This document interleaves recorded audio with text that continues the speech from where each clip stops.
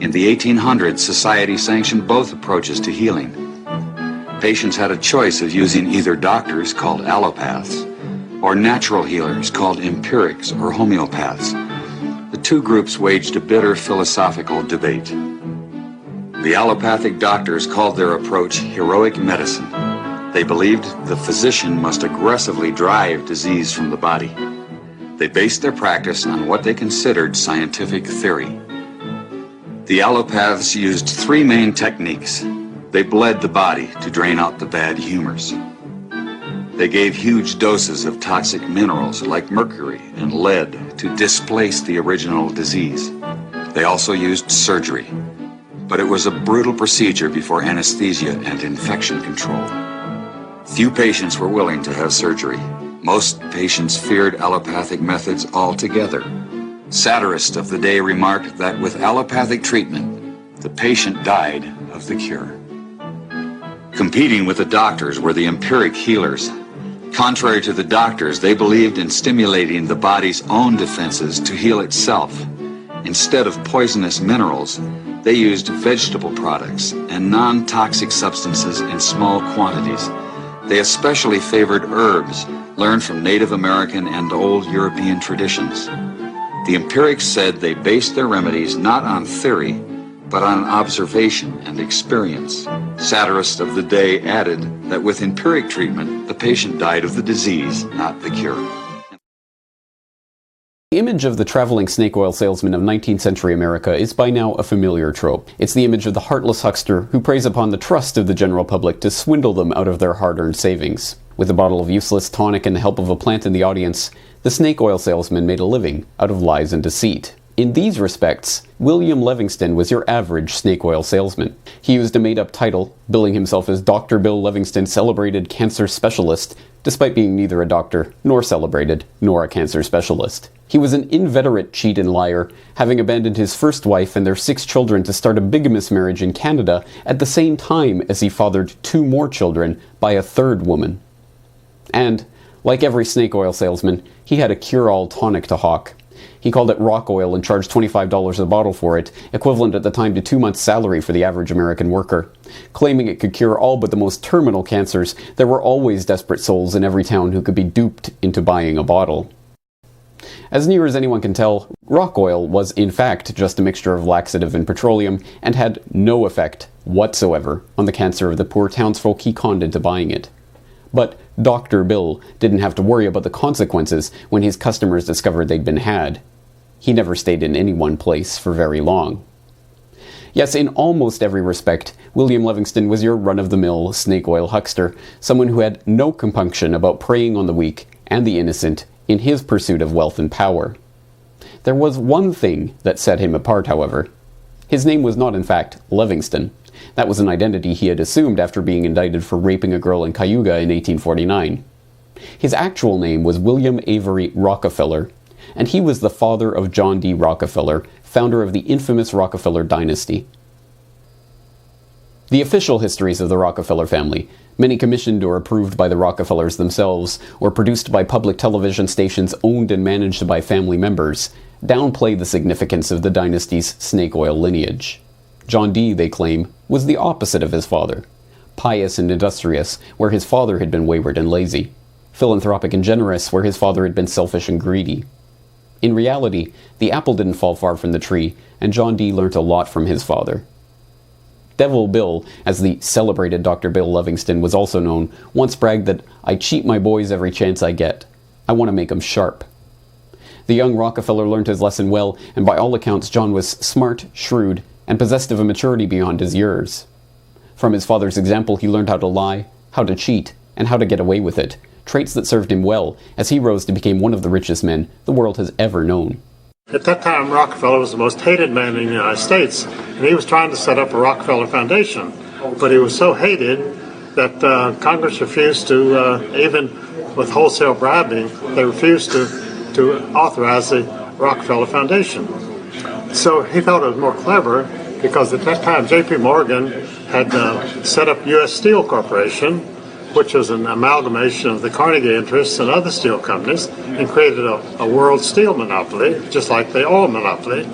And so, you see, Carnegie was a little Scotchman who became a very wealthy man through the coal operation and the manufacture of steel. He became one of the richest men in the world, and as he grew older, he devoted his life to charity. He set up libraries all over the United States. He was really a very good man. As a virtuous man, Carnegie wanted to give away his money. He didn't want anything to do with it, or he didn't want to manage it or dictate how it was used. And so when he set up the 5 Carnegie foundations, he specified that he would have no personal interest in the operation of any of them. So he had 5 huge foundations to indulge in philanthropy, and he himself would have nothing to do with it.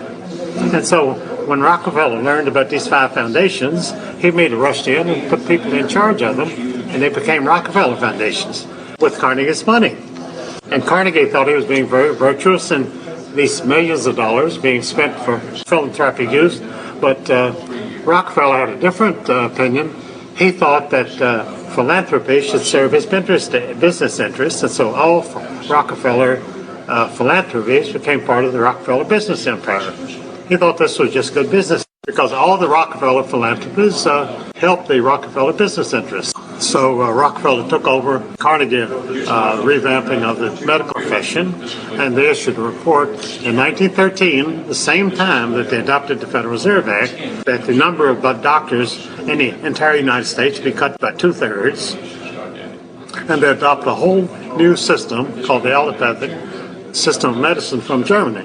Well, the allopathic German system depended on radical surgery and long hospital stays and heavy use of drugs.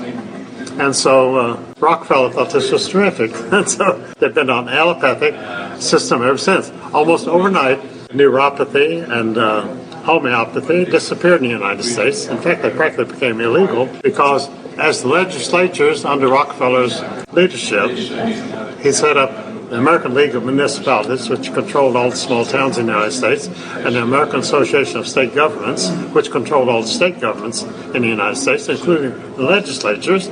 And he used the state legislatures to draft new methods for controlling doctors in hospitals. And so all hospitals and all doctors had to be licensed through state legislature, which sounded wonderful if you didn't know what was going on.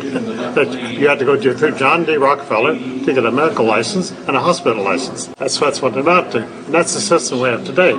And today we've become the sickest nation in the world and the most expensive medical care in the world, except you never get well, which seems to work out for everybody except the patients. So everybody's happy except the poor patients. Whenever you go to the doctor today and he prescribes a medicine for you, he says, you're going to have to take this medication for the rest of your life because it's against AMA principles to ever cure anybody.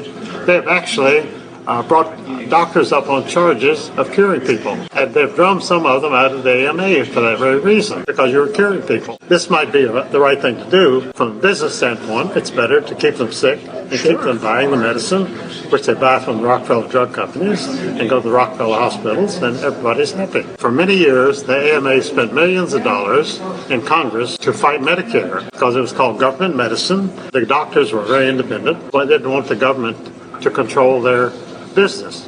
Well, they wound up as employees of the government, and that's what they're. A lot of the people who are buying drugs today and medications, like elderly people like myself, they couldn't afford the drugs, and so the government would pay for them. What a racket. Well, it shows that these people are good businessmen. Oh, very good. Yeah. I mean, they're not very ethical, though. Well, you and I could never think of such a diabolical plan. Oil.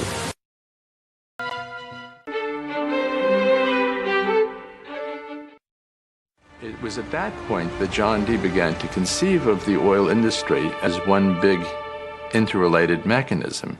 And you couldn't just change one component. You had to control the entire machine. In a move that would transform the American economy, Rockefeller set out to replace a world of independent oilmen with a giant company controlled by him. Both the wonder and the terror of American business. Well, oil was very important to America. Oil is important to America now, of course. Back then, oil was such a major factor in the U.S. economy. And John D. Rockefeller, the original Rockefeller, he began in a small way. He began buying up his competition. He was a ruthless businessman. He forced smaller competitors out of business. He grew bigger and bigger. There were no trusts.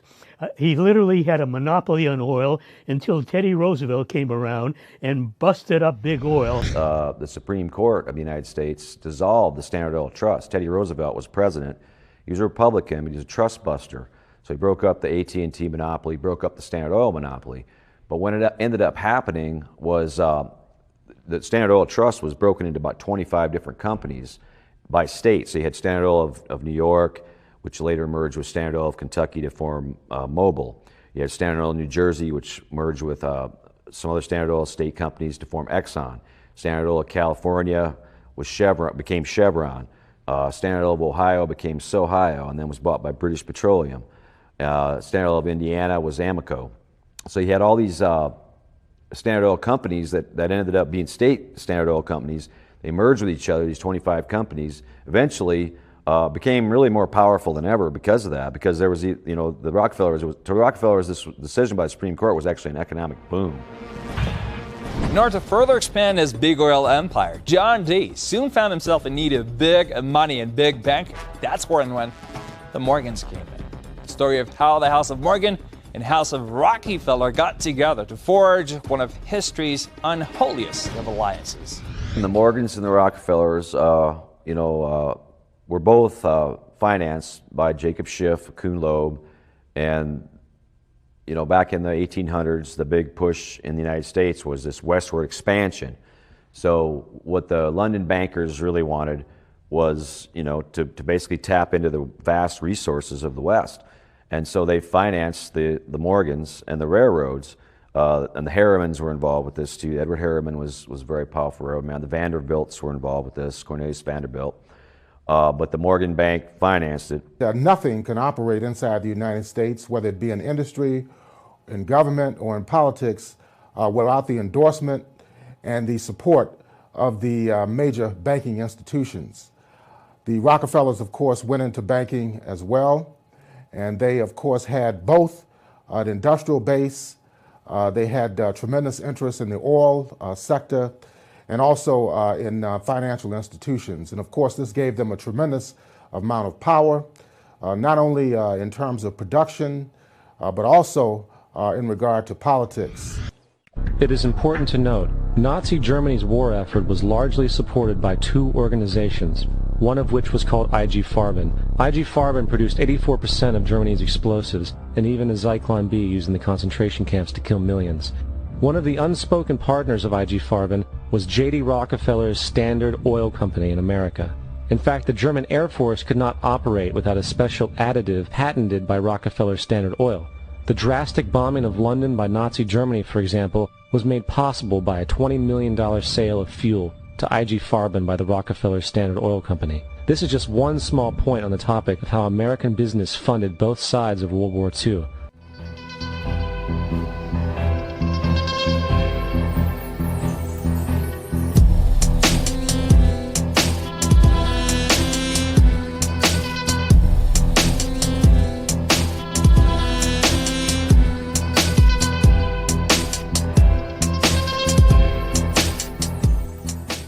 We had the age of the robber barons from 1865 to about 1901. America grew very, very prosperous. The railroads came into being. Large corporations were formed. This took place over that period, about 36 years. The progressive age succeeded it. It lasted until the 1920s. The roaring 20s followed that period. Roaring capitalism, gross excess. It came apart in 1929. We had the New Deal that succeeded that epoch, and then Harry Truman's Fair Deal, and then Lyndon Johnson's Great Society. And that ended in the mid to late 1970s. And ever since then, we've had the most extreme form of capitalism. And it's not just the oil patch. The Rockefellers, they own, they control Honeywell, they control Monsanto, they control Quaker Oats, they control United Airlines, American Airlines, just on and on and on. AT&T, they control just a vast swath of U.S. industry. And all the insurance companies, New York Life, Equitable, these are all Rockefeller companies. So they vertically and horizontally integrated across the U.S. and global economy to a point that it's really almost like Alice in Wonderland. I mean, people won't believe it until they actually start researching it, and then the facts are just right there. So just go ahead and research it. Everyone should. It was 1973 when the Rockefellers decided they needed their own State Department. That foreign policy was too important to be manipulated from behind the scene. The formation of the Trilateral Commission in the early 1970s embodied David Rockefeller, and he had a tremendous amount of influence over the Trilateral Commission. It was an effort to create dialogue between wealthy elements within North America, Western Europe, and Japan. The commission was founded by David Rockefeller. During this time, he was also running the Council on Foreign Relations, another elite international organization. The reason they call it trilateral is because they were trying to integrate U.S. policy with European policy with Japanese policy. Those three entities, well, North American, I should say, because Canadians were also part of that. So it's this globalist, internationalist attempt, to basically create this new world order, to basically create this situation where national governments would no longer have power. The Trilateral Commission is attempting to create a one-world government. Other groups, such as the Bilderbergers, have also been accused of pursuing similar goals. Several U.S. politicians, including Barry Goldwater, also believe the Trilateral Commission is an attempt to consolidate power and influence outside of the traditional political structure, ultimately with the goal of overpowering governments.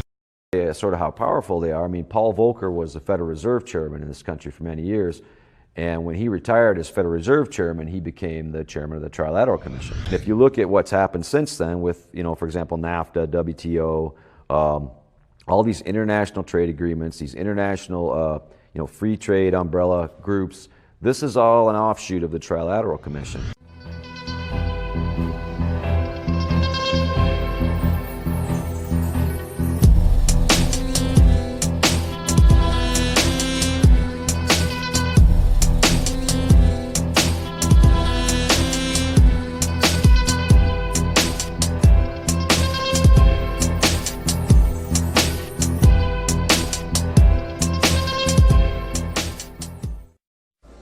As many of you already know, the Rockefeller family is one of the wealthiest families on the planet, with independent estimates pointing upwards of 11 trillion US dollars. The Rockefellers have a proven history of lying in order to conceal their true wealth.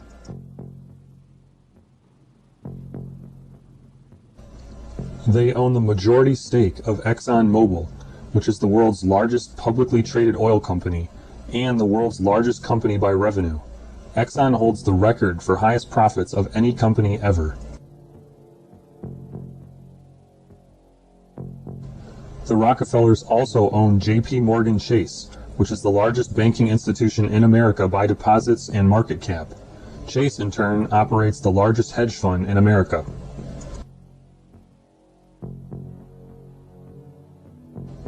It was during David Rockefeller's years as chairman of Chase that he devised a plan to build the World Trade Center complex, and with the cooperation of former New York State Governor Nelson Rockefeller, the Rockefeller family commissioned the first designs for the World Trade Center.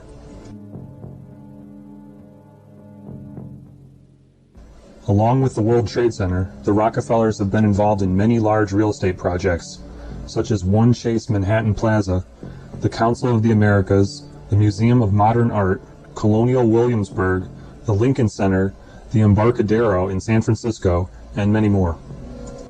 The Rockefeller family has also been instrumental in creating and chairing various private and politically motivated institutions, including the Council on Foreign Relations.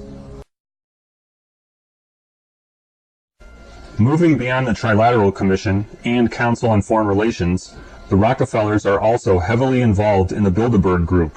The Bilderberg Group encompasses influential players in the fields of business, media, and politics. They meet in secret locations once every 4 years and discuss secret plans. David Rockefeller is the original U.S. founding member of the Bilderberg Group, a life member and member of the Bilderberg Steering Committee. Many have identified them as the kingmakers, the puppet masters that pull the strings behind the scenes. Meet the Bilderberg Group. This elite group meet annually around the globe. There is a core group of members who have attended every year for decades, such as David Rockefeller, Henry Kissinger, and Queen Beatrix of the Netherlands. These members invite others who are politically and socially relevant at the time. Each year, around 140 people are in attendance. Ever since the Bilderberg Group first met, the exact purpose of the talks has never been fully explained. The delegates meet in secret for 3 days of discussions, but nothing they talk about is ever revealed afterwards.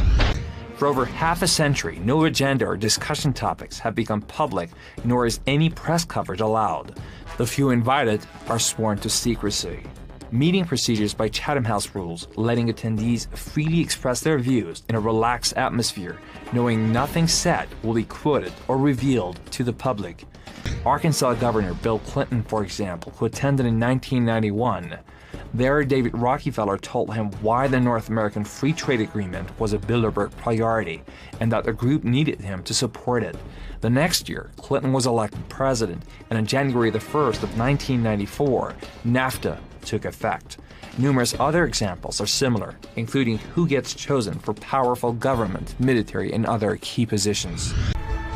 Documents released by the group in 2001 reveal that in September of 1955, the group met in Germany and covertly outlined the idea of a European Union. Section E, European Unity, discusses the general support for European integration and unification, and the idea to unify Germany once again with the rest of Europe under a common marketplace. Ought to be set itself up as a group that is telling governments what they should do. Individuals within the group could, and I'm sure in many cases did, express their own views, and those views might have been influenced by the talks at Bilderberg, but they were expressed as individual views by the person, not the views of Bilderberg. I think the important thing was to get private citizens coming from different walks of life in the private sector to meet with people from public responsibility to discuss issues of mutual interest and concern in the world. Bilderberg members include David Rockefeller Jr., J. Rockefeller, Zbigniew Brzezinski, Hillary Clinton, Bill Clinton, Tom Daschle, Chris Dodd, John Edwards, Tony Blair, Bill and Melinda Gates, David Gergen, Chuck Hagel, John Hines, Vernon Jordan, Henry Kissinger, Dan Quayle, George Pataki, current Treasury Secretary Hank Paulson, Colin Powell, Condoleezza Rice, Bill Richardson, Paul Wolfowitz, and many more. The list, while incomplete, represents the greatest amount of economic and political power ever concentrated in one single organization. America and European countries, and I'm afraid too many others, have the best democracies that money can buy. The powerful interests, the powerful business interests get whatever they want because they buy the politicians. Sometimes they become politicians and then they recycle back into business. There is an unholy alliance between business, big business, and big government. It's true in America. It's true in Europe. It's true in many other countries. It really is an unholy alliance. And you combine these forces, one hand feeds the other. And they harm so many people in what they do. That's the way the system works. It certainly is the way America works. Politicians, corrupt politicians in bed with corrupt CEOs, and they literally steal what they want. They benefit each other. They harm the world. The politicians wage wars so that these ugly people, the corporatists, can make money. They like a zero-growth society. That one's a little bit obscure. It's hard to know what they mean by that. But they say, without prosperity or progress, only greater wealth and power for them at the expense of everybody else. I think a good way of explaining it is to explain what's going on now. There's no growth going on in most Western countries. Growth is actually declining in major ones. Britain, Germany, France, Italy, Spain, Greece, Portugal, Ireland. But the bankers are having a party. How can the bankers make money when the economies are declining? Because the central banks that they either own or control print all the money that they ask for. And what do they do with this money? They use it to make more of it. They speculate with it. They steal.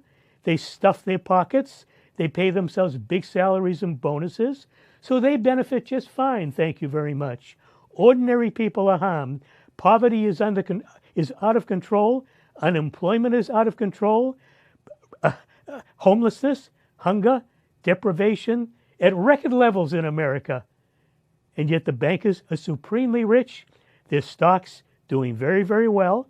Their profits, their bonuses, extremely high in economies that are very weak. This is a perfect world for the Bilderbergers. They believe in perpetual imbalance. They want to have artificially created crises around the world that will further increase their wealth. They also believe in manufactured crises and permanent wars because wars are profitable. And the more that are fought, the wealthier they get. They want absolute control of education, to program the public mind, to train those chosen for various roles, and to train others to be compliant. They want centralized control of education. They want us all to be learning their propaganda. One size fits all. The size they determine, the size they want, the size that benefits them at the expense of everybody else. They want centralized control of foreign and domestic policies. They want the United Nations to become the world government. They want United Nations taxes. They want the UN to act as a de facto world government, imposing a UN tax on everybody in the world. They want expanded trading blocs such as NAFTA and the European Union to reduce the importance of individual countries and of individuals to have control over their destinies. They want global trade policies, rules that they make that benefit them and again that harm everybody else. A global WTO, World Trade Organization. Again, they make the rules, nobody else does. They want to expand NATO and other regional military forces, again, to weaken the power of individual countries. They want NATO to be a global world enforcer. Challenge them, and NATO will ravage your country, murder your children, enslave you, destroy your country, to turn it to rubble. That's the role they want NATO to play. That's the perfect Bilderberg world. They make the rules. Everything goes the way they want. Anybody dissented, kill them. That's the Bilderberg world.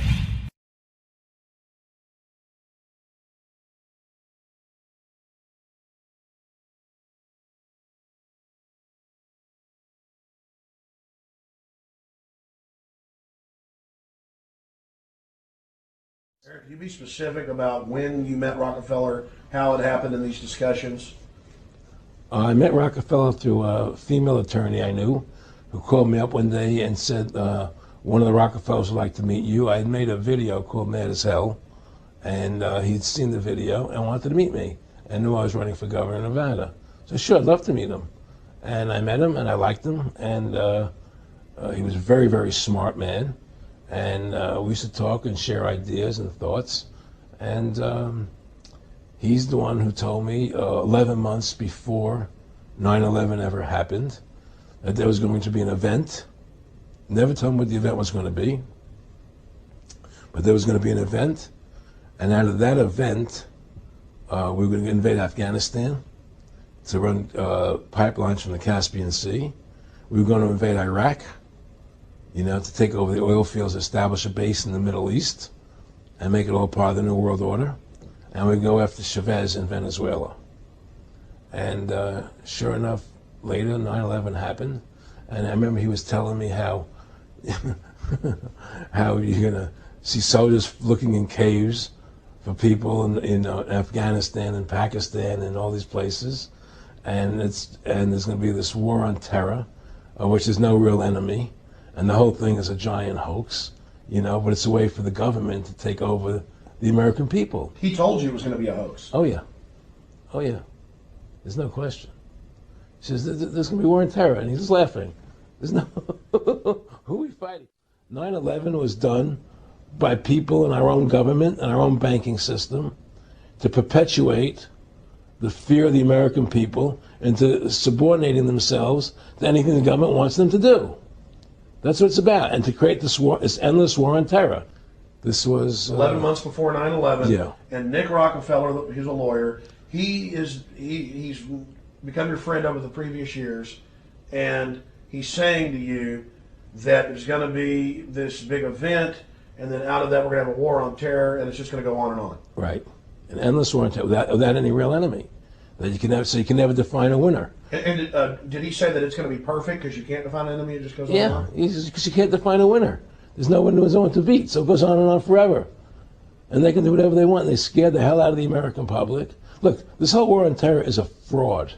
It's a farce. It's very difficult to say it out loud because people are intimidated against saying it. Because if you say it, they want to make you into a nutcase. The ultimate goal that these people have in mind is the goal to create a one-world government run by the banking industry, run by the bankers, and they're doing it in sections. The European currency, the euro, and the European Constitution is one part of it.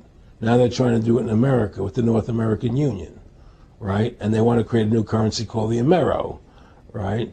And the whole agenda is to create a one-world government where everybody has an RFID chip implanted in them. All money is to be in those chips, right? There'll be no more cash. And this is given me straight from Rockefeller himself. This is what they want to accomplish. And all money will be in your chips. And so instead of having cash, anytime you have money in your chip, they can take out whatever they want to take out whenever they want to. If they say you owe us this much money in taxes, they just deduct it out of your chip digitally. Total control. Total control.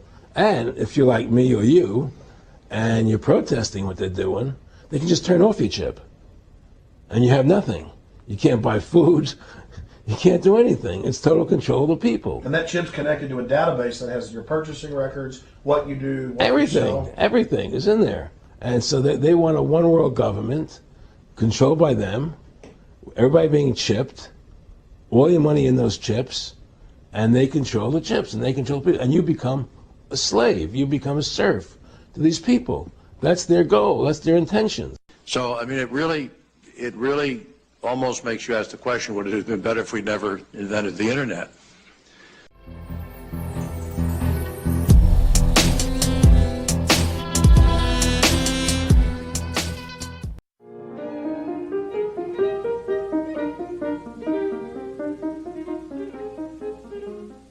Today, it is my great privilege to introduce as our guest Colonel L. Fletcher Prouty, a distinguished career military officer, an historian, an author, an expert on the international railroad industry.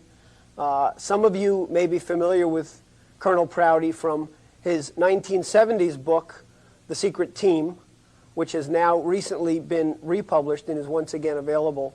And of course, tens of millions, if not hundreds of millions of people in the United States and around the world are familiar with Colonel Prouty as the real live character upon whom the figure of Mr. X in the recent Oliver Stone movie JFK was based. Colonel Prouty has recently published a new book called JFK, the CIA, Vietnam, and the Plot to Kill John Kennedy. And it's a great pleasure to welcome Colonel Prouty here to the show today. I thought that it would be sensible, rather than giving a long sort of a curriculum vitae introduction, to ask you to start off by telling our audience a little bit about yourself, your career, because it is so extraordinary and is such an important backdrop to the discussion that we're going to have about the book today. You know, Jeff, I came on duty actually as an Army cavalryman. I've ridden horses as far as 600 miles, you know, day after day. Started with that, went into tanks.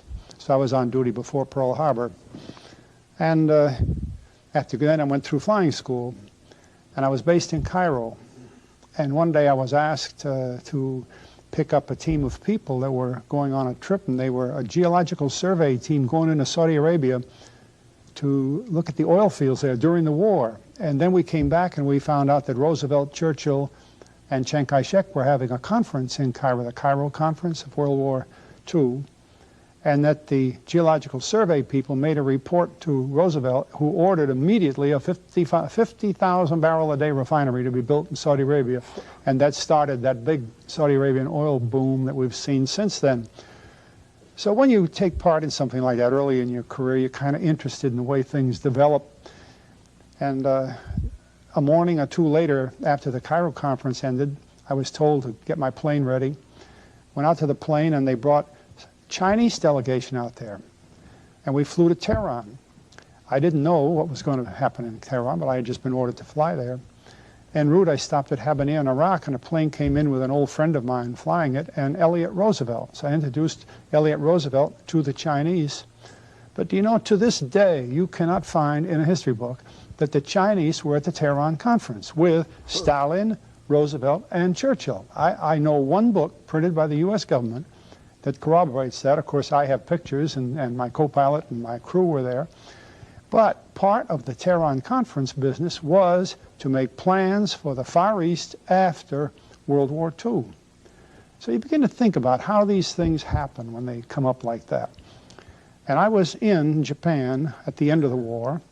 We were bringing the POWs out as soon as we could. And I went back to Okinawa, where we were based, and they were loading ships with this enormous stockpile of equipment that was to be used to support the invasion of Japan, 500,000 men, and we didn't need it. So I was talking with the harbor master in Naha, and I said, what are you going to do, run that all back to the States? He said, hell no. He said, half of this is going up to Seoul, Korea. And he said, the other half we're sending down to Hanoi. Half of what we were going to use to go into Japan went to Korea, and half went to Hanoi. This was September 2nd of 1945, and those plans were in being at that time. Now, who made those plans? Truman had been president for only a few months. I doubt that he did, but you know, who made the plans for that? Because a little later came the Korean War, and they used the weapons we sent there. Came the war in Vietnam, and Ho Chi Minh was using the weapons we gave him. He used them against the French. That's why he was able to surprise the French with first-class artillery pieces that they didn't think he had. Then we reversed the field and we began to back the French to the extent that we spent $2 to $3 billion supporting the French against Ho Chi Minh. In 1954, they were defeated at Dien Bien Phu. Ho Chi Minh inherited all of the arms they lost. And then from 54 until 65, we were involved in Vietnam, but under the operational control of the CIA, not a military operation. And this gets very important when you see things like that happen because, well, just think of one problem that's in the papers all the time, the POWs and the MIAs. You don't have POWs when you don't have an army there. Just because somebody's working for CIA doesn't give them the status of a POW and so on. All these things get confused in a historical story that doesn't really make sense. The first military people who went into Vietnam were the Marines at Da Nang in March of 1965. And yet, as John Foster Dulles had made a speech himself, we had been in Vietnam since 1945, 20 years in the preparation, you might say, for this war. And why do I use the word preparation? Because some of the things that were done, like this arms movement and setting up the units in Vietnam before we ever had military people there, took 20 years to do that. You made a point, by the way, I should just interrupt here because I think it's very important because people may be somewhat misled by the title of the book, which talks about the JFK assassination. I think it's essential to tell people that this is truly an extraordinary history of the entire period of what's been called the Cold War, building up to the Kennedy assassination and beyond. And the question you yourself just posed, who made those decisions? In the very beginning chapter of the book, you use a term that I think was originally coined by Buckminster Fuller, the international power elite.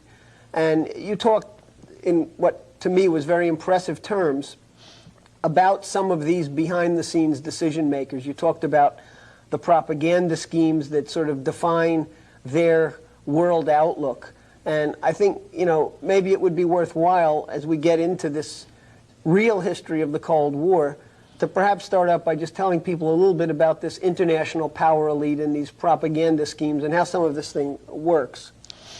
Well, you know, it's very common for people to respond when you try to speak that way, saying, oh, well, here's somebody that just believes in conspiratorial theories or is a little bit paranoid. But now we ought to stop and think carefully what we're talking about. All of history has been controlled by powerful figures. Disraeli in the 19th century said, for those people who are not aware of it, if they realize what goes on behind government, they wouldn't believe it. Sun Tzu, the Chinese emperor, said the same thing back in his period. Buckminster Fuller goes back 2,000 years talking about the elite. And in this country today, we recognize the power behind, let's say, lobbyists who are, in a sense, above the government in that they pay special money to the president to get him reelected. They pay special money to senators and congressmen to get them reelected, but to influence legislation in their favor. And there is and has been throughout history an elite that runs countries and the world. What is this one world all about? And if we don't recognize that, it's very difficult to understand the situation we're in. You make a point several times in the book about the outlook of a British East India Company economist named Thomas Malthus, and you relate his worldview to this power elite and specifically to the kinds of things that went on during the peak of the Vietnam War in the 60s. You see, by that time in history, the British Empire had been built on the control of the sea. They were able to drive ships around the world. They knew the world was a sphere. Flat world had gone out. But knowing that the world is a sphere is a very important thing for mankind. It means its surface is finite. And if it's finite, then there's not more space over there and more there. It's just so much. So they began immediately to inventory Earth. And this was one of the jobs of the East India companies. And Thomas Malthus, who taught at Haileybury College, which was the East India College, was the director of economics there. And it was his job. He was the first person ever assigned to the job of inventorying the Earth. Where does tin come from? Where does iron come from?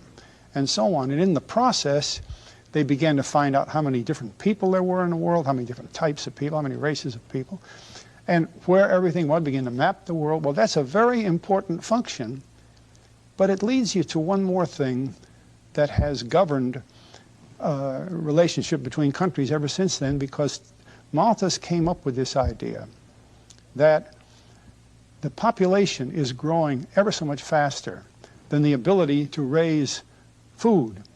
And therefore, it wouldn't be long before mankind would run out of food and there would be a terrible loss of life. And it was very convenient that Darwin came along, working for the same employer, the East India Company, with the idea that, well, life is a race for the survival of the fittest anyway, and so the fittest survive. Now, those two theories, which are propaganda, sort of made it legal for the people who invaded, the colonialists, to kill off a couple 100,000 people, because first of all, they probably weren't going to get to eat anyway, and certainly they weren't the fittest, because they're not alive now, they're dead, we're the fittest. It backed up the idea of this proprietary colonialism that swept the world from that period right on up into the 19th century, and in some respects applies today, because look what's going on in Europe. Look what went on in Vietnam, where hundreds of thousands of people were killed. And the feeling was, you know, what they used to call the mere gook idea, that, well, it doesn't matter. They're not going to live anyway. It's a very powerful underpinning to the civilization today. You mentioned in one of your last talks that petroleum wasn't what we thought it was, that it wasn't a fossil fuel, that it didn't come from fossil animals. Yeah. Is it just a mineral? Is it a mineral like any other mineral? Is that how it, what would you say? How did it, what's the origin of You see, petroleum? when they first found petroleum, because they were beginning to make motors and needed on axles of wheels on railroad trains and all that sort of thing, and remember, trains started in the beginning of the 19th century, then oil went from just a lubricant to a fuel, and it made it valuable. And Rockefeller happened to be the smartest man in the business at the time, but he made most of his money, or much of it, off the transport of the petroleum as well as selling it. But one thing they realized was, because oil is putting a price on oil is like putting a price on a pail of water. You know, no initial cost. It's in the ground, and in those days they were, some of it almost what you'd call surface mining the oil. They didn't go down deep.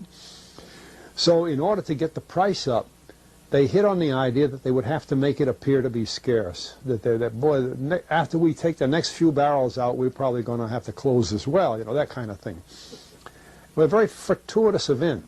In 1892, there was a convention in Geneva of scientists to determine what organic substances are. Well, the definition of organic is a substance with hydrogen, oxygen, and carbon. And so it's usually a living substance, a tree. You analyze a dead tree, hydrogen, carbon, and oxygen, and grass, and so on, living things. Animals, we are hydrogen, oxygen, and carbon. So at this Geneva Convention, Rockefeller took advantage of sending some scientists over who said, oil, petroleum, is hydrogen, oxygen, and carbon. Therefore, it must be derived from the spoiling, the rotting of formerly living matter. And playing the game properly, when this scientific convention was over, they defined oil as the residue from formerly living matter. Well, that makes it a fossil fuel. I don't know why they decided to use the word fossil, but it says formerly living matter, it's fossil. Well, of course, today, and another thing we should know is that there has never been a fossil, a real fossil, found below 16,000 feet. And you can't argue at 16,000 as a level line because someplace the ground sinks and so on, but 16 is what the scientists say, 16,000. We mine oil, or we drill for oil, at 30,000, 33,000, 28,000 every day of the week. So right there we rule it out that it isn't fossil fuel. It's called fossil fuel for the minds of the public to feel that it is an asset that is running out, being depleted. We talk about depletion allowance, which is a lot of, and actually if you know the world's oil supply, you know that it is not going to run out for an awfully long time. It is the second most prevalent liquid on Earth. And we haven't begun to dig.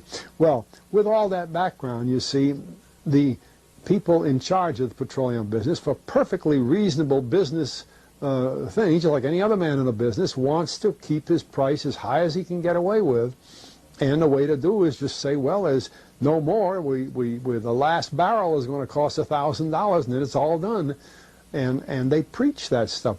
What bothers me is that in geology books, it's in there. The geologists say it's a fossil fuel.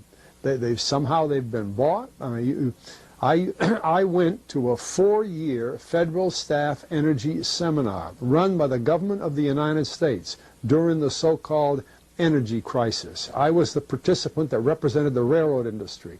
The airline industry was there. Every AA, administrative assistant of senators and congressmen, was there. The CIA was there, the Defense Department was there, the State Department was there. Sometimes sitting right in front of me in the row would be Henry Kissinger with his friend, the head of Department of Defense. That's too bad, I can't put the names with them. But anyway, people like that, top men in the government, sitting there listening to the Federal Staff Energy Seminar. Well, what this was doing is for 4 years, they were teaching a propaganda line to the leading people in this country, and therefore to the leading people in the world, when you include the Schlesingers, Kissinger and Schlesinger, among others. And the object of it was, as Kissinger used in his own terms when it was time for him to speak, to create a world price for oil. In other words, not 30 cents a gallon here and 90 cents a gallon there, but let's get a world price. That's their goal, and they're trying to do that for wheat and everything else.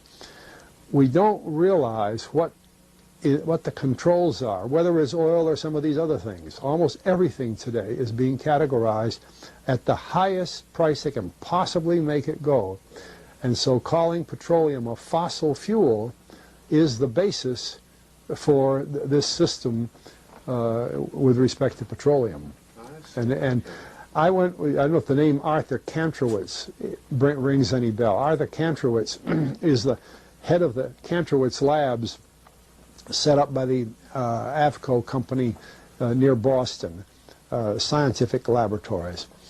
And a great man in the scientific world. And Kantrowitz and I were sitting at a table at this seminar once, and the table happened to be all young college grad, PhD geologists. And so just to get a conversation started, I turned to Kantrowitz and I said, Arthur, what do you think about this foolishness of these speakers talking about fossil fuel? And it was kind of put up. He started laughing. He said, you know, that gets me. He says, I don't have a geology degree, but he had 1,000 other degrees. And he said, I don't understand. He said, you'd think that these heads, these other fellows at the table, we did it on purpose, start listening, you know. And he asked, he said, are you gentlemen? He says, you're here at the meeting. Are you gentlemen by any chance geologists? And one fellow, yes, I am. And the other, yeah. He said, well, why don't you tell me? He said, why is oil? You know, and he went on like that. We brought the house down because nobody could argue with Kantrowitz. He like Einstein. People aren't going to. And he told them right there. He said, just drop it. But it's in all the books and in all the papers. But it started from that strange meeting in 1892, a scientific convention. I have a big, thick scientific encyclopedia put out by the Devon Ostrom Company that's about 15 years old now, but it has the whole story of the conference. It doesn't have the Rockefeller part, but it has the whole story of how they straightened out organic chemicals and how it was all figured, and they've got petroleum right in there. Amazing. Amazing. So these aren't accidental things, you see. There's a dollar sign behind almost everything. Little known to the public is the fact that the inventor of the horseless carriage road engine was not Henry Ford, but one George B. Selden. Selden sold his patent from 1895 to the Association of Licensed Automobile Manufacturers, and the companies in the fledgling industry were required to pay only 1% of their yearly earnings to this association. Henry Ford refused to abide by the Selden patent, and was quoted as saying that Selden and his patent can go to hell. Rockefeller took an interest in Ford, whose case was lost when the court decided in favor of the Association of Licensed Automobile Manufacturers.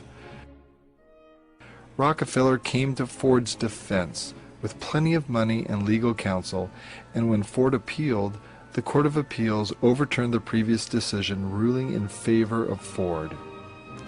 The invention by Nikola Tesla of the AC induction motor around 1900 dealt a serious blow to Rockefeller and Ford's plan for an automobile industry that would rely heavily on crude oil refined into gasoline.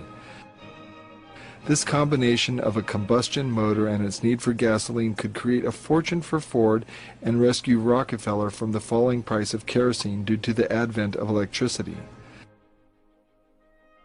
Tesla's invention would create cars running on electricity and topple the giant, and using Ford and Thomas Edison, who tried to prove that AC was a danger, Rockefeller managed to turn the automobile industry towards combustion engines and gasoline. Ford's Model T became a hit, he became extremely wealthy, and Ford became a huge employer of labor in Michigan, a labor force he ruled over in a heavy-handed, authoritarian fashion. In 1930, Nikola Tesla asked his nephew, Peter Savo, who was born in Yugoslavia in 1899, to come to New York. Peter was 43 years younger than his uncle. Up to that date, he had lived under stringent conditions in Yugoslavia, Tesla's country of birth. During the summer of 1931, Tesla took his nephew to Buffalo to unveil and test a new automobile. Tesla had developed it with his own personal funds. It was a Pierce Arrow, one of the luxury cars of the period. The engine had been removed, leaving the clutch, gearbox, and transmission to the rear wheels undisturbed.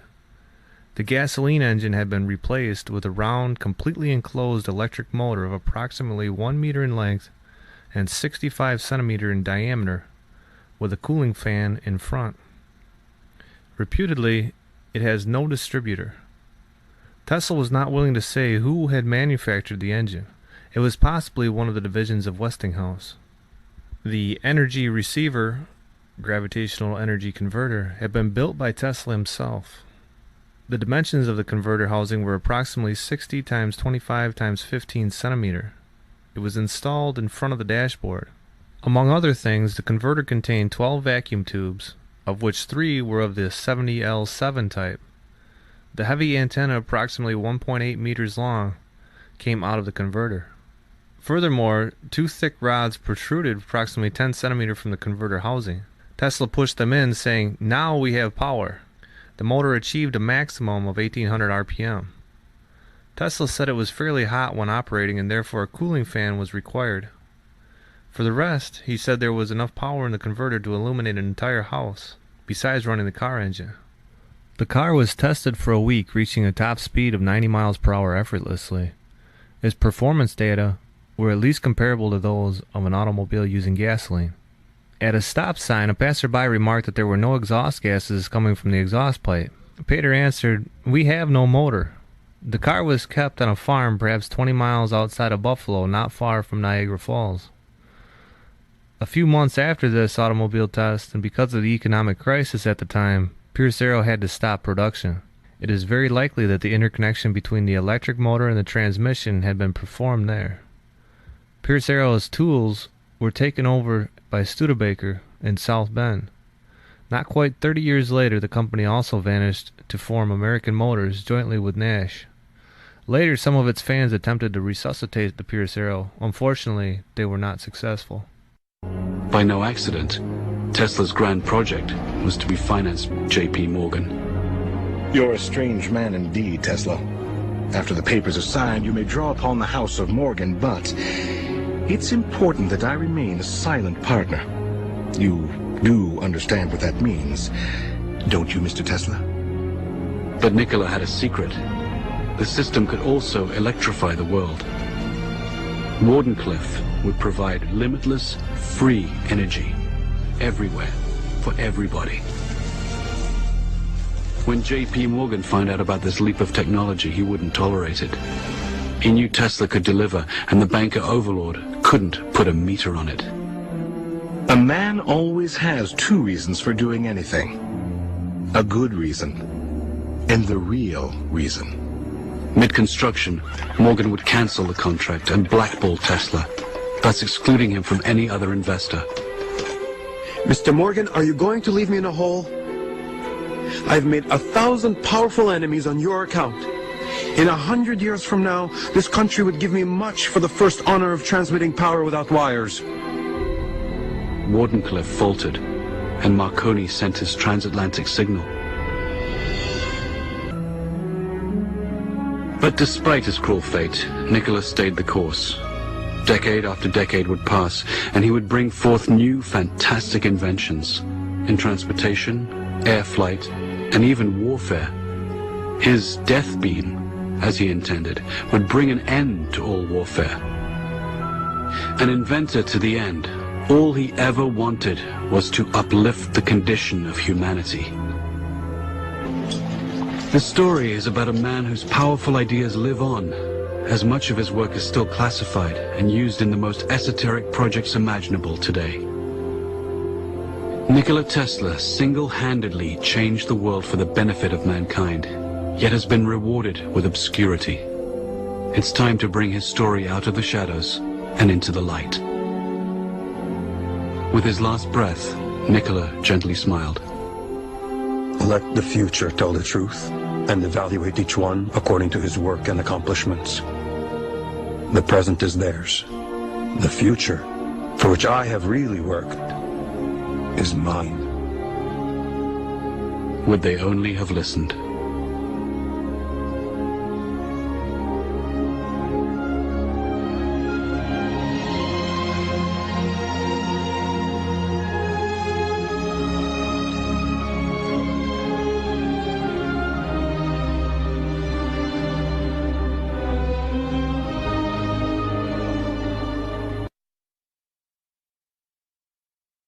And to top our news here at 6 o'clock, an age-old dream becoming a reality. A local inventor has discovered a way, hear this, to use water to run your car. It's a major breakthrough that will no doubt make motorists happy. And as Ralph Robinson explains, the Pentagon is also showing lots of interest in this project. Water has always been considered a precious commodity, but Stan Meyer's invention may make it even more valuable. He has developed what's called a water fuel cell. It has taken the place of his old gas tank. The water fuel cell breaks down water molecules into oxygen and hydrogen. The hydrogen is used to run his dune buggy. I don't care if you use rainwater, well water, city water, ocean water. If you don't have any fresh water, go ahead and use snow. If you don't have any snow available to you, then use salt water because there's no adverse effect to the fuel cell. Meyer started working on this project 4 years ago. He's not a scientist. He isn't even a chemist. In fact, he never graduated from college. Myers was determined, he says, to design something to protect this country from oil embargoes. And we have calculated that if we take the dune buggy from Los Angeles to New York, we would roughly use 22 gallons of water. The Pentagon flew a lieutenant colonel in last week to look at Meyer's invention. There's talk of possibly using it in the Star Wars defense program and to run army tanks. Myers is currently perfecting a water fuel cell for cars. It will cost about $1,500. He says it won't need any maintenance, and you won't have to replace it. It'll be at least 2 years before the fuel system goes into mass production. The day it happens will be one the fuel industry hates, but it'll put a smile on the face of those who've had to say at one time or another, fill her up. A car that runs on water instead of gasoline. Can it be true? Well, inventor Stanley Meyer made an announcement today in Colorado Springs. He says he's come up with a device that will hook up to any engine and allow it to run on good old H2O. News 13's Kurt Goff tonight on the possible impact of the water fuel cell. Stanley Meyer says the answer to dependence on foreign oil lies all around us, in seawater, tap water, and rainwater. Any kind of H2O, he says, can power just about every type of engine. How? With the water fuel cell. It fits in the palm of his hand, but it could revolutionize the world. You're talking about a pollution-free, totally new source of energy, the voltage disassociation of water. The fuel cell converts water into a gas, hydrogen oxygen, which is released in the form of thermo-explosive energy. So the water fuel injector simply replaces the spark plug. We hook it to a hydrogen computer system which regulates and meters the flow going into the injector. It processes the water in such a way to release its thermal explosive energy. The man who invented an engine that can run on water says he's been offered $1 billion in cash by oil-producing countries to sell his patent. So far, he hasn't sold. Environmental specialist Jan Porter talked to the inventor, who thinks that the U.S. auto industry could produce cars that run on water now if they wanted to. Our industrial base of the world is based on the utilization. Stan Meyer has a car that runs on water, and that's drawing crowds at this year's Extraordinary Science Conference in Colorado Springs. Myers has developed what is called the water fuel cell injector. The injector breaks down the water molecule into hydrogen and oxygen, and the hydrogen is what powers the car. Basically, all we do is replace the spark plug and replace it with the water fuel cell injectors you see right here. We simply feed ordinary non-processed water or processed water in here, and as the water goes into the injector, it hits a very high pulse voltage frequency, which instantly converts it into thermal explosive energy, and as a result, we can run this car down the road on water. Meyer's invention was introduced in Britain earlier this month, and now the Brits have followed him here. We recently took a scientific delegation to witness Stan's work, to really evaluate it, and came back saying, this is one of the most important inventions of the century.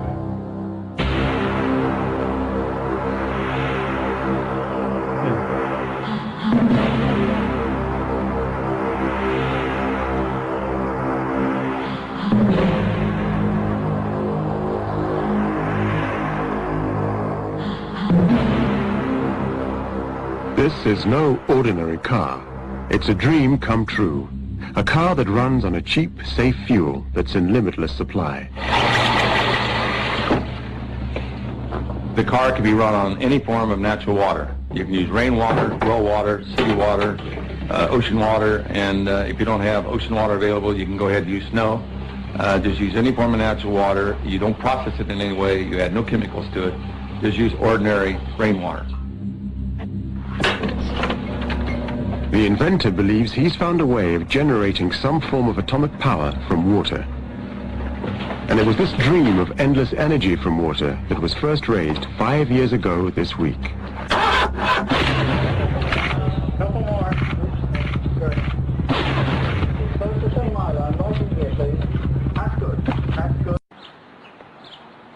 And there's one person who firmly believes he's beaten the rest of the world to it. Behind these garage doors in Ohio lies, allegedly, the world's first water-powered car, the creation of amateur inventor Stanley Meyer.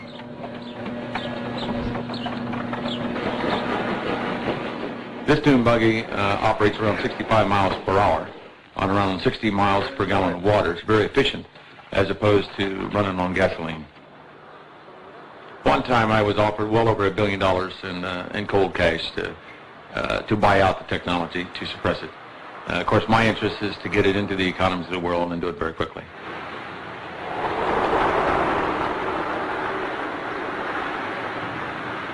We've developed the technology over the years, and we've legalized the technology, and now what we're trying to do is coordinate with industry to design kits that can be fitted to an existing internal combustion engine, whether it's a gasoline engine or even a diesel engine.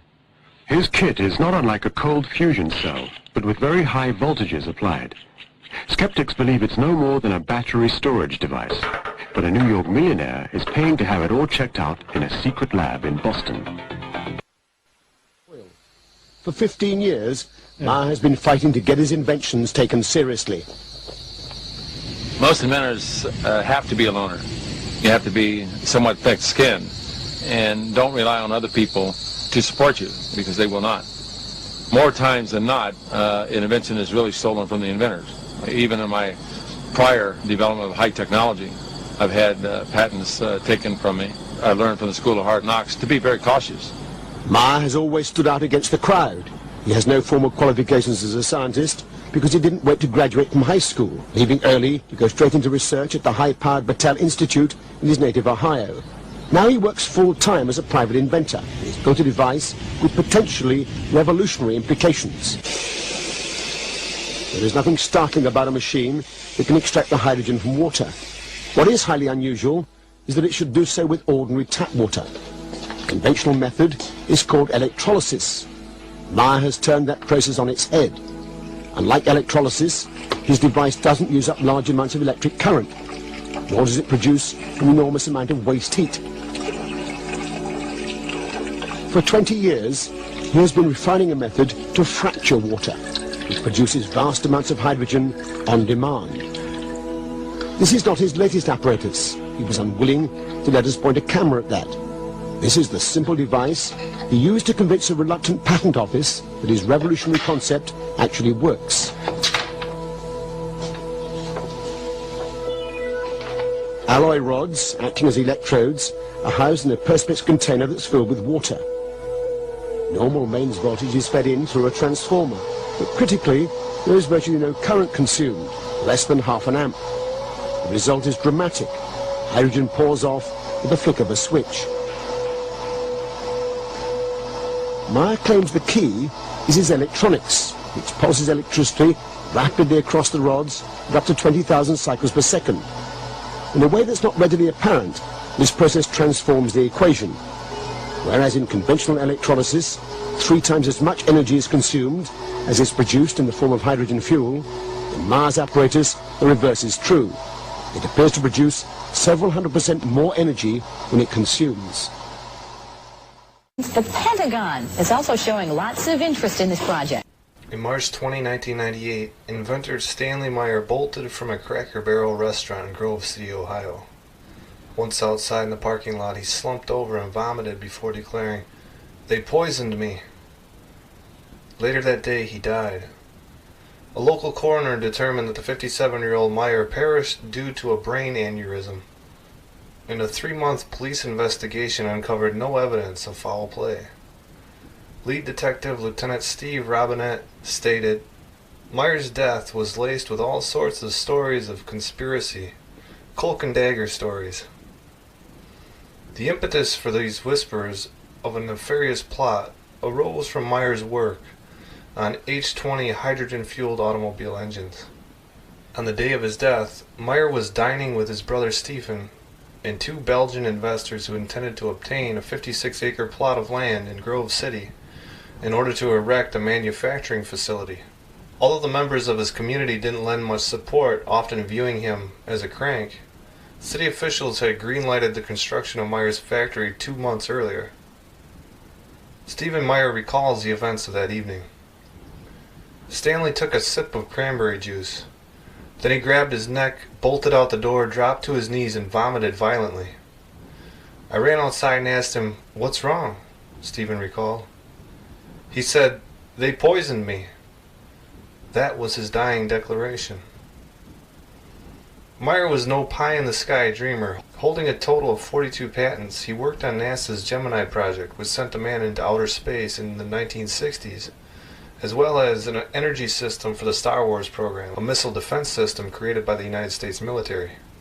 In a July 8, 2007 article, Dean Narciso of the Columbus Dispatch wrote, "Meyer's work drew worldwide attention, mysterious visitors from overseas, spying, and lucrative buyout offers." Those closest to Meyer recall seeing wealthy Arabs, military vehicles, limousines, and high-ranking government officials visiting his home, in addition to reports of potential multi-million-dollar deals. However, Meyer didn't sell out to any of these entities, even when threatened, instead insisting that his technology should belong to everyone. If Stephen Meyer was shocked by his twin brother's collapse and death, he was equally amazed at the Belgians' response the next day. "I told them that Stan had died, and they never said a word," he recalled. "Absolutely nothing. No condolences, no questions." To this day, researchers continue to be intrigued by the two Belgian investors who dined with Meyer moments before his death. Had they been the ones who poisoned him? Right now we have the entrenched energy monopolies and cartels.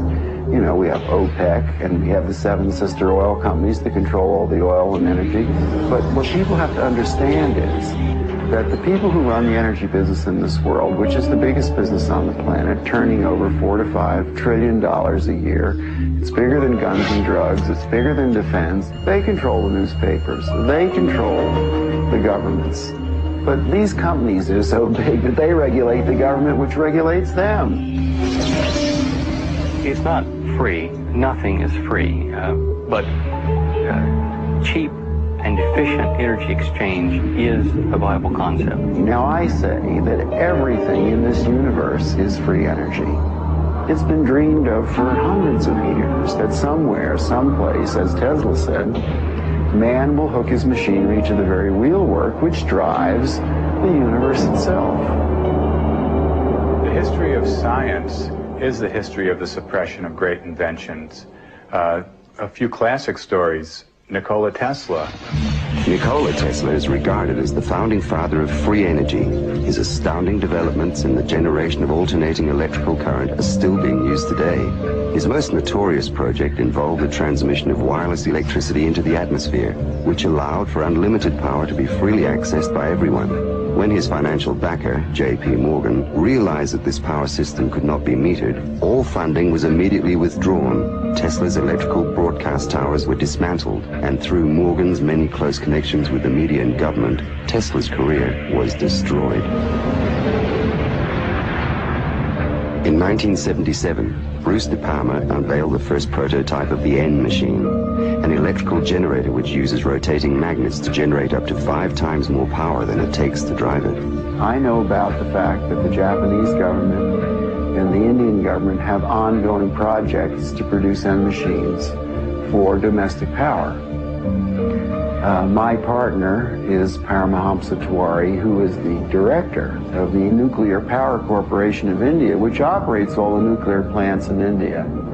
In late 70s, I learned from Bruce De Palma that he had carried out certain crucial experiments by rotating electromagnets. Tiwari tested a prototype based on De Palma's N machine under laboratory conditions. The results were deemed too impressive, causing disbelief and suspicion among conservative government officials and the power consortiums that backed the project. Tiwari was forced to abandon the project completely. It's a major breakthrough that will no doubt make motorists happy, and as Ralph Robinson explains, the Pentagon is also showing lots of interest in this project. U.S. inventor Stan Myers released his water-powered car engine in 1988. The Pentagon flew a lieutenant colonel in last week to look at Myers' invention. There's talk of possibly using it in the Star Wars defense program and to run Army tanks. Myers found it virtually impossible to secure financial backing after certain Pentagon officials paid him a visit. A number of similar inventions were developed and tested all around the world. My best friend was killed over this matter.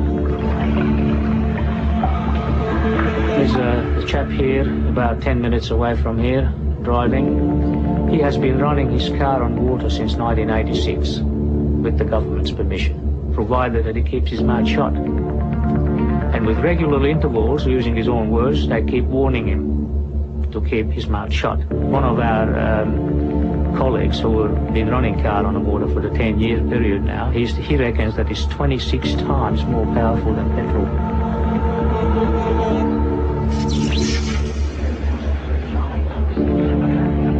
If you invent a better mousetrap, the world may beat a path to your door.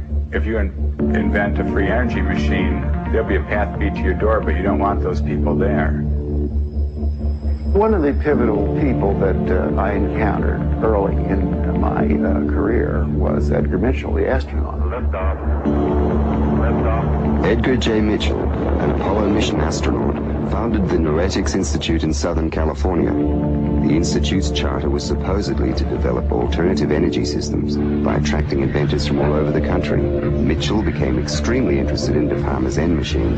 He made De Palma a paltry offer to buy out the invention, which De Palma naturally refused. He said to me that if I ever tried anything on my own in California, I would get my head blown off. So I was scared to death. The CIA operates through various very innocent-looking fronts to find out what people are thinking and what they're inventing. Now, what's more innocent than the benign institute founded on transcendental principles to help New Age inventors bring free energy into the world? And that situation still exists in the United States today, where a person that really understands what's going on just can't get their idea out because the alternative science and medical fields have been co-opted by the intelligence services. And he converted this little engine to run on water. This is many, many years ago. And he used it for several years. And somehow the news got out, and one day he got visitors, and he was told to dump the engine or else. 3 weeks later, the man was dead. And the coroner's finding was that he fell off the back of a train. He was drunk. Now, it happened that he didn't drink.